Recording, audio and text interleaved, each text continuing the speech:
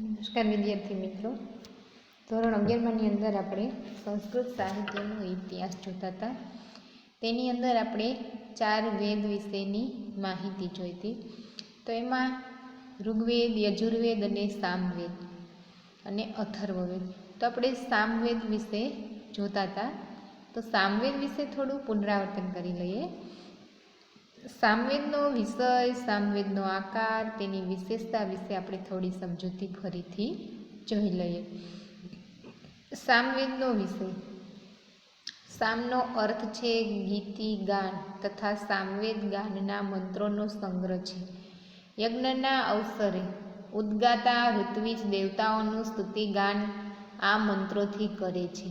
વેદાનામ સામવેદો અસ્મિ, વેદોમાં હું સામવેદ છું એમ કહીને શ્રી કૃષ્ણએ ભગવદ્ ગીતાના મહિમા સામવેદમાં બતાવ્યો છે. તો અહીંયા કૃષ્ણ ભગવાને પણ એમ કીધું છે કે વેદોમાં હું કોણ છું? સામવેદ છું. હવે સામવેદનો આકાર જોઈ લઈએ. સામવેદમાં કુલ 1875 મંત્રો છે. આ બધા પૂર્વાર્ચિક અને ઉત્તરાર્ચિક એમ 2 ભાગમાં વહેંચાયેલા છે. પૂર્વાર્ચિકમાં અગ્નિ, ઇન્દ્ર, સોમ વગેરે દેવોના સ્તુતિગાન છે અને તેમાં કુલ 650 મંત્રો છે. જ્યારે ઉત્તરાર્ચિકમાં 1225 મંત્રો છે, જેમાં દશરાજ, સંવત્સર, એકાહ વગેરે વૈદિક અનુષ્ઠાનના મંત્ર ગીતો છે. સામવેદની અસંખ્ય શાખાઓ હોવાનો ઉલ્લેખ મળે છે. આજે તો માત્ર 3 જ શાખાઓ ઉપલબ્ધ છે: કૌંથુમીય, રામાયણી અને જૈમિનીય. સામવેદની વિશેષતા. સંગીત શાસ્ત્રનો ઉદ્ગમ સામવેદથી મનાયો છે. સામના 4 પ્રકારના ગાન પ્રસિદ્ધ છે: ગ્રામગાન, અરણ્યગાન, ઉદ્ગાન અને ઊહ્યગાન. હવે અલગ અલગ રીતે આપણે ગાઈ શકીએ તેવા મંત્રોની પણ રચના અહીંયા કરી છે. હવે આપણે અથર્વવેદ વિશે જોઈએ. અથર્વવેદનો પરિચય. અથર્વ શબ્દ છે એ ગતિ. અથર્વ એટલે કે શબ્દ એ ગતિ કે ચેષ્ટાનો અર્થ ધરાવતા થર્વ ધાતુ ઉપરથી બન્યો છે. તેથી ગતિ કે ચેષ્ટાના ન અભાવવાળી સ્થિતિને અથર્વ કહે છે. આનો આશય એવો લેવાય છે કે સ્થિરતા કે ચિત્તની વૃત્તિઓના નિરોધરૂપ યોગ વગેરેનો ઉપદેશ હોવાથી આ અથર્વવેદ કહેવાય છે. કેટલાક લોકો અથર્વ કે ઋષિનું નામ છે એમ માને છે. અથર્વ નામના ઋષિએ આ મંત્રોનું દર્શન કર્યું હોવાથી આ વેદને અથર્વા અંગિરસ પણ કહે છે. જોકે આરંભમાં વેદત્રયીમાં તેને સ્થાન મળ્યું ન હતું, પરંતુ તેની મહત્તા અને ઉપયોગિતાનો ખ્યાલ આવતા અન્ય 3 વેદો જેવું જ ગૌરવ પ્રાપ્ત થયું છે. અથર્વવેદ છે એ પાછળથી વેદ ઉમેરાયો છે.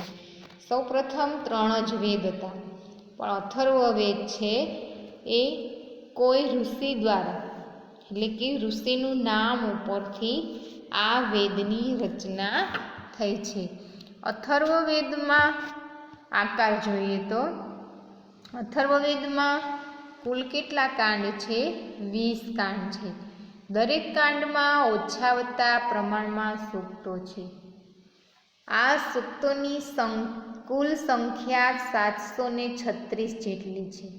કુલ મળીને લગભગ 6000 જેટલા મંત્રો આ વેદમાં આવેલા છે.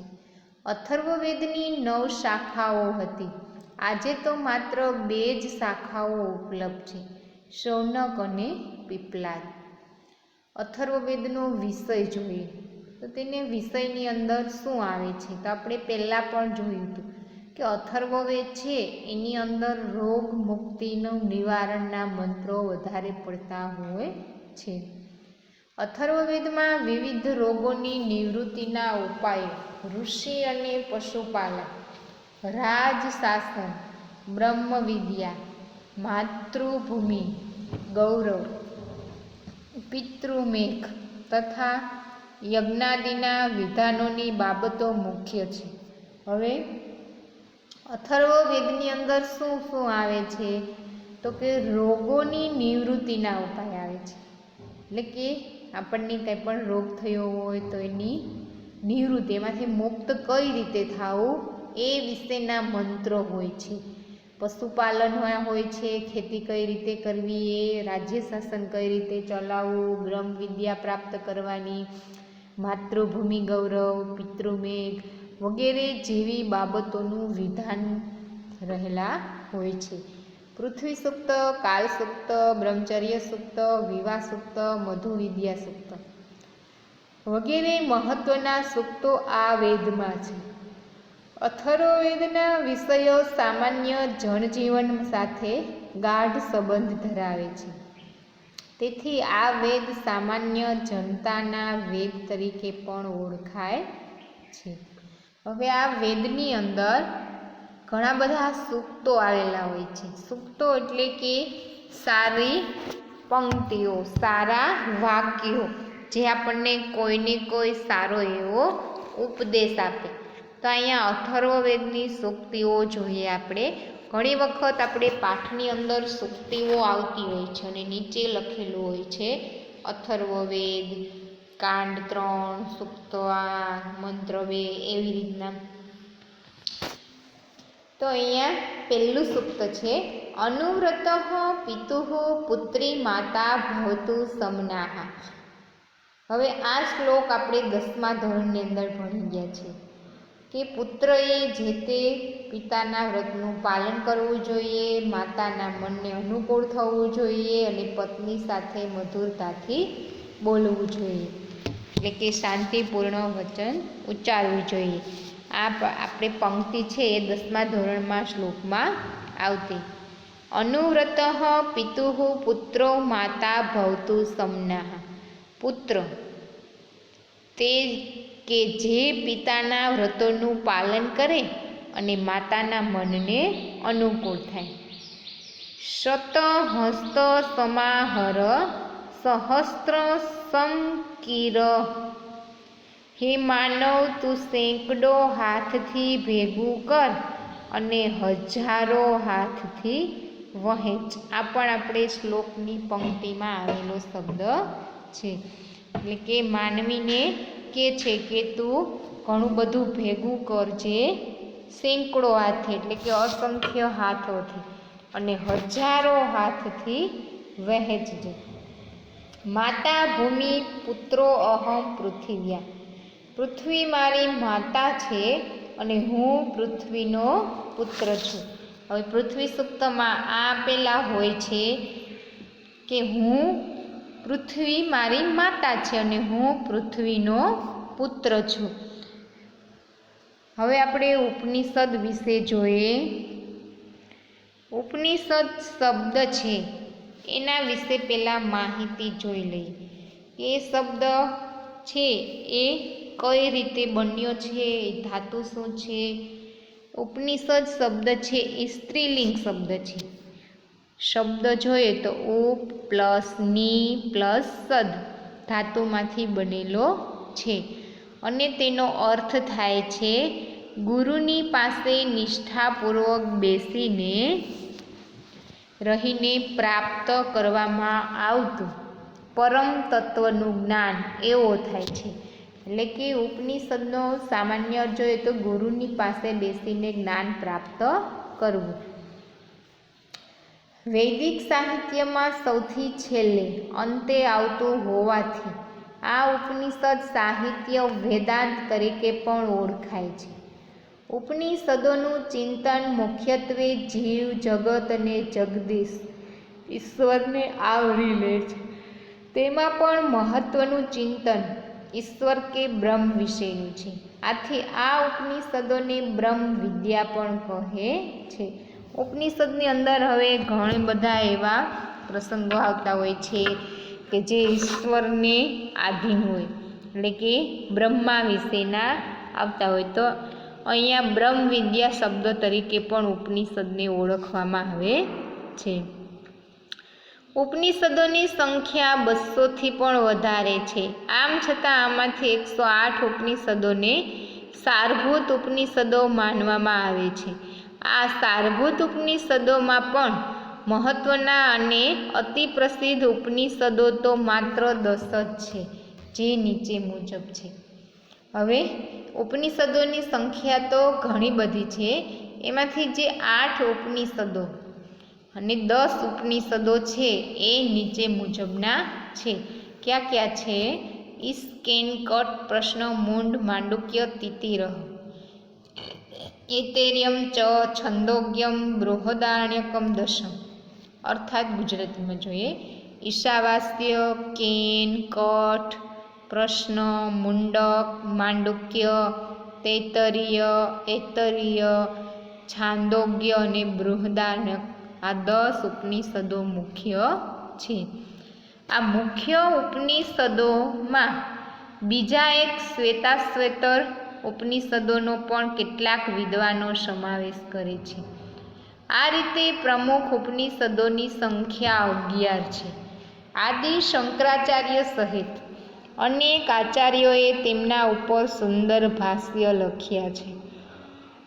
હવે આની અંદર ઉપનિષદોની સંખ્યામાં ઘણા બધો છે, પણ આપણે 10 ઉપનિષદો જે આપ્યા છે.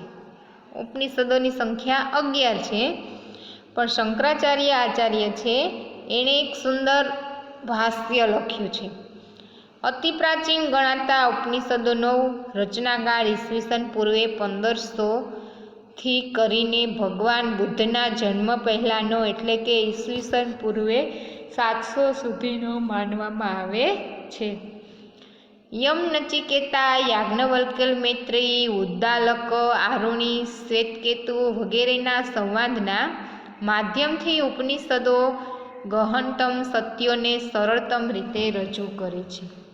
ઉપનિષદના વિષયોમાં પરમાત્મા, જીવાત્મા, જગતનું સ્વરૂપ, મોક્ષની સ્થિતિ અને તેની પ્રાપ્તિના સાધનો, સૃષ્ટિની ઉત્પત્તિ વગેરેનો સમાવેશ થાય છે. ઉપનિષદોનો કેન્દ્રવર્તી સિદ્ધાંત એકેન વિજ્ઞાતેન સર્વેમિદં વિજ્ઞાતમ ભવતિ, અર્થાત એક બ્રહ્મને જાણી લેવાથી આ બધું જાણી લેવાય એ છે. વિશ્વના તત્વચિંતનમાં ઉપનિષદો સર્વશ્રેષ્ઠ છે. આખાય વિશ્વને શાંતિને માર્ગે દોરી જનારું આ સાહિત્ય છે. હવે અહીંયા જે ઉપનિષદની વાત કરી છે એ પરમાત્મા, જીવાત્મા, જગતનું જે સ્વરૂપ છે, મોક્ષની પ્રાપ્તિ આપનારું છે, સૃષ્ટિને અણુમાં વસેલું છે, એ પરમાત્મા વિશેની વાત કરી છે. હવે માણસને શાંતિ જોતી હોય, શાંતિના માર્ગે જવું હોય, તો માણસ છે એ કોઈ પણ સારા એવા ગ્રંથનું વાંચન કરે તો એમાંથી ઘણું બધું શીખી શકે છે. તો ઉપનિષદ છે એમાં પણ એવા શાંતિના માર્ગે દોરી જનારા પ્રસંગ આવેલા હોય છે. હવે વિશ્વની ઘણી બધી એવી વાત અહીંયા કરી છે. આપણે જોઈએ છીએ અથર્વવેદ જોયો, ત્યાર પછી ઉપનિષદો જોયા, એમાં કઠોપનિષદ છે એ જોવાનું છે. વિશ્વની તમામ સમસ્યાઓના વાસ્તવિક સમાધાન ઉપનિષદોએ આપેલા તત્વજ્ઞાનમાં રહેલા હોય છે. એટલે કે માણસે તત્વજ્ઞાન એટલે કે કોઈ પણ જ્ઞાન આપનારું હોય,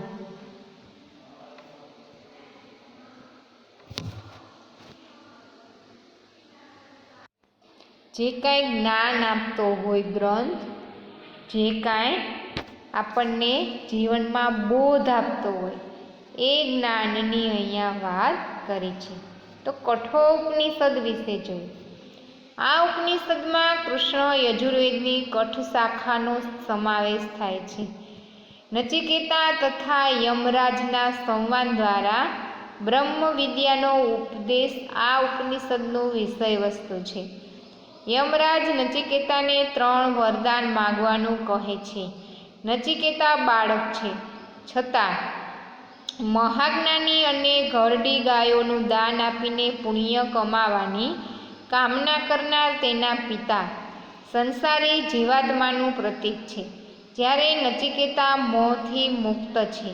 પિતાના ક્રોધથી યમરાજ પાસે ગયેલ નચિકેતા યમરાજાને પ્રસન્ન કરીને બ્રહ્મજ્ઞાનને પ્રાપ્ત કરે છે. કઠોપનિષદની આ કથા અત્યંત પ્રભાવક છે. તેના મંત્રોમાં પણ બાળક જેવી મુગ્ધતા, મધુરતા અને સરળતા તરલતા છે. હવે કઠોપનિષદની અંદર વાત કરી છે યમ નચિકેતાની. તો આપણે ગાંધીનગર વોટર શોમાં જોઈએ છીએ નચિકેતા આખ્યાન આખું આપણને વોટર શોમાં બતાવે છે. આપણે ગયા વખતે ટૂરમાં ગયેલા વિદ્યાર્થીઓએ આ પ્રસંગને જોયો હતો. તો યમરાજ નચિકેતા પાસે આવે છે. નચિકેતા છે એ નાનું એવું બાળક છે, છતાં પણ એક મહાન જ્ઞાની છે. એના પિતા છે એ ઘણું બધું દાનમાં આપી દેવાની અને પુણ્ય કમાવાની વાત કરે છે. પણ બાળક છે એ પોતાની મધુરતા સરળતાથી માનતો નથી. મહાકવિ ભાસ કવિ કુલગુરુ કાલિદાસે પોતાના પ્રથમ નાટક માલવિકા અગ્નિમિત્રમાં પ્રથિતવ્યસ્ત ભાવ કવિ પુત્ર સૌમુલિકાદિના એમ કહીને પ્રસિદ્ધ યશવાળા નાટ્યકાર તરીકે ભાષાનો ઉલ્લેખ કર્યો છે.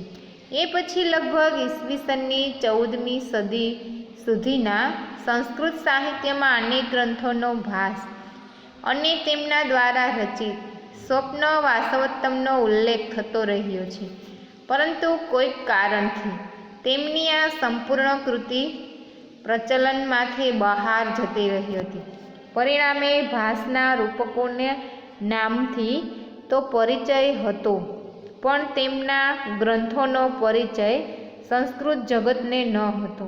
ઈસવીસન 1912માં પ્રોટી ગણપત શાસ્ત્રી મલયાલમ લિપિમાં તાડપત્ર ઉપર હાથથી લખાયેલા ભાસના રૂપકોની હસ્તપત્રો પ્રાપ્ત થઈ છે. તે ઉપરથી દેવનાગરીમાં સંપાદન કરીને તેમણે આ ગ્રંથો ભાસ નાટક ચક્રના નામથી પ્રકાશિત કરાવ્યા. ત્યારથી લુપ્ત થયેલા ભાસના આ 13 રૂપકો સંસ્કૃત જગતમાં પુનઃ પ્રચલિત બન્યા છે. અત્યંત પ્રાચીન નાટ્યકાર છે. તેમનો જીવનકાળ ઈસવીસન પૂર્વે 3જી કે 4થી સદીમાં મનાય છે. આ નાટકોના આંતરિક મૂલ્યાંકન પરથી જણાય છે કે તે વિષ્ણુ ભક્ત હશે, વેદ, ઇતિહાસ, પુરાણો તથા શાસ્ત્રના જ્ઞાતા હશે, નિસર્ગના સૂક્ષ્મ નિરીક્ષક અને માનવ સ્વભાવના અભ્યાસુ હશે. હવે અહીં સુધી આપણે રાખીએ છીએ. મહાકવિ ભાસની કૃતિઓ છે એ આપણે નેક્સ્ટ વિડીયાની અંદર જોશું.